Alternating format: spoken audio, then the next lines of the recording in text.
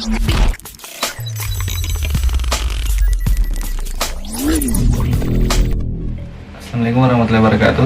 Perkenalkan, nama saya Gilang Ramadan, Istanbul F551-19134. Pada video kali ini, saya akan menjelaskan 5 tipe-tipe file dan 3 aplikasi database manajemen sistem. Sebagai berikut. Ya, yang pertama adalah file master. File master atau file induk yang rekornya relatif statis, jarang berubah nilainya, misalnya file daftar gaji dan file mata pelajaran. Ya, yang kedua, file transaksi. File ini bisa disebut file input, digunakan untuk merekam data hasil dari transaksi yang terjadi. Misalnya, file penjualan yang berisi data hasil transaksi penjualan. Yang ketiga, file laporan. File ini bisa disebut output file, yaitu file yang berisi informasi yang akan ditampilkan. Yang keempat, file sejarah. File ini bisa disebut file arsip atau archive file, merupakan file yang berisi data masa lalu yang sudah tidak aktif lagi, tetapi masih disimpan sebagai arsip. Ya, yang kelima, file cadangan. File ini merupakan salinan file-file yang masih aktif di dalam database pada suatu saat tertentu. File ini digunakan sebagai pelindung atau cadangan bila file database yang aktif mengalami kerusakan atau hilangnya file itu.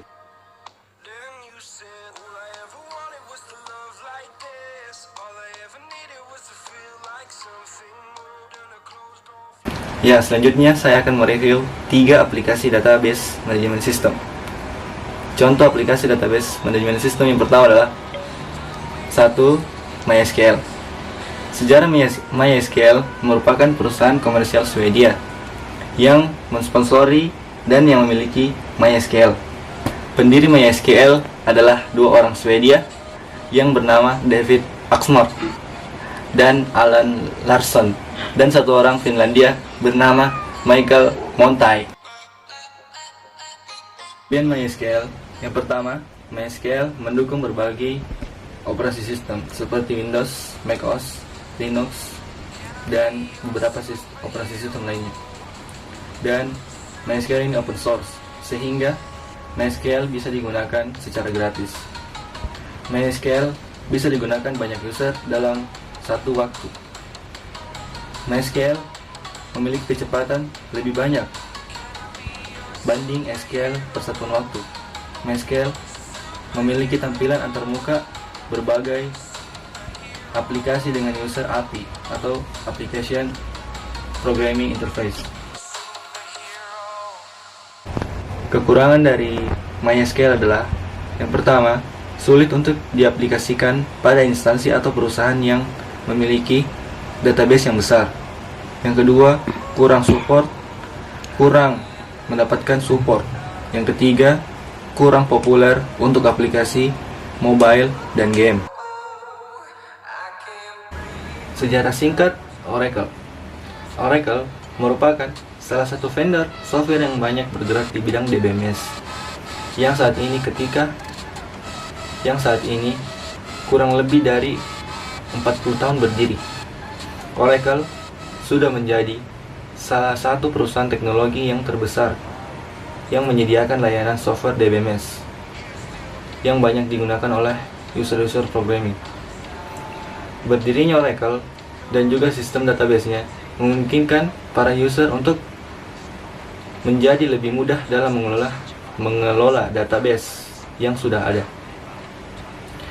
Meskipun menjuluki jumlah data dan juga angka yang sangat banyak, tahun-tahun berikutnya Oracle mulai mengembangkan sistemnya dan menjadi salah satu vendor DBMS terkemuka di bumi.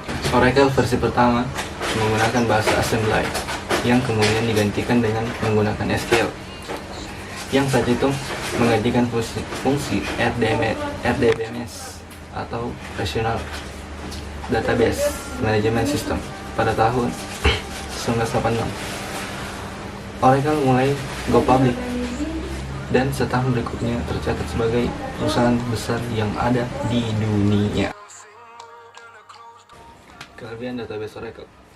Pertama, memiliki kemampuan yang baik untuk melakukan manajemen sistem database. Kedua, jumlah data dan juga angka yang dihandle sangat besar. Dapat mengelola data dengan cepat dan akurat. Ketiga, memiliki kemampuan untuk melakukan cluster server. Keempat, dapat melakukan manajemen user. 5. Multi-platform dan pemrosesan data yang cepat. Memiliki kemampuan flashback. Kekurangan database Oracle. Yang pertama, harga software DBMS yang sangat tinggi dan mahal. Kedua, spesifikasi minimum hardware yang tinggi, tidak cocok untuk digunakan pada perusahaan kecil atau instansi kecil. Yang keempat, rumit dalam menggunakan. Sejarah Microsoft Access.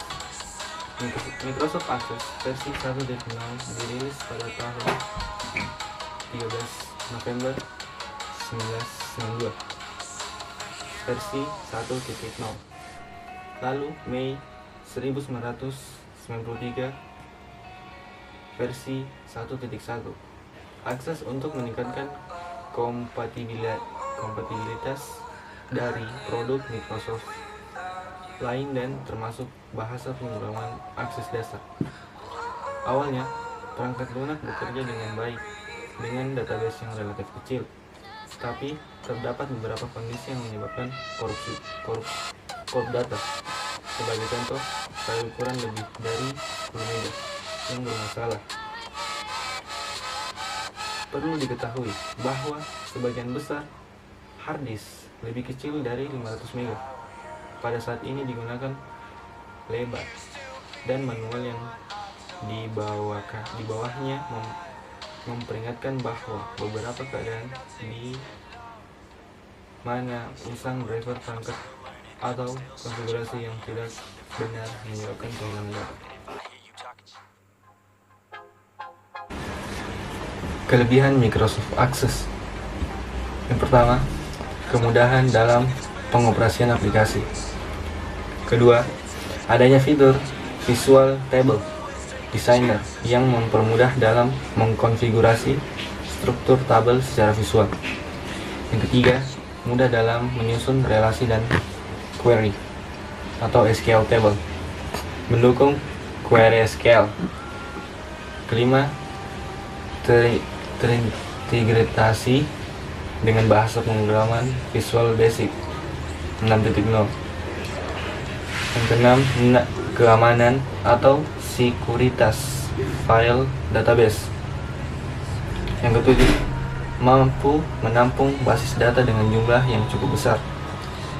Yang kedelapan, form, query, table, and report tersimpan di dalam satu file MDH terpadu.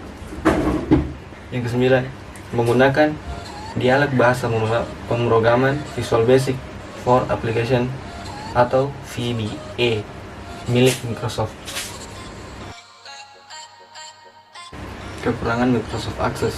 Yang pertama, aplikasi ini tidak free atau proprietary. Yang kedua, maksimal pemrosesan file basis data adalah 2 GB. Yang ketiga, tidak adanya dukungan penyimpanan atau storage prosedur. Yang keempat, bukan merupakan aplikasi FDBMS murni. Yang kelima, tidak mendukung multi-threaded. Yang keenam, pemrosesan data tidak secepat web-based database. Ya, sekian dari saya. Assalamualaikum warahmatullahi wabarakatuh.